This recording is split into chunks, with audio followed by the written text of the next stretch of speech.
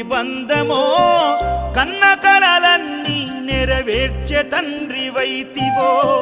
రెప్పచాటు కన్నీళ్ళే కష్టాలను మోసెరో తప్పులెన్ని ఉన్నాయో మన్నించి చేరదీయరో ఓర్వలేదు కలికాలం నాయి పయనం ఆపలేదు పలికిన నోరారా శరణం కాళ్ళు కాలిపోయినా సీమునెత్తురొచ్చినా సల్లసెమటలు వట్టి సొమ్మసిల్లినా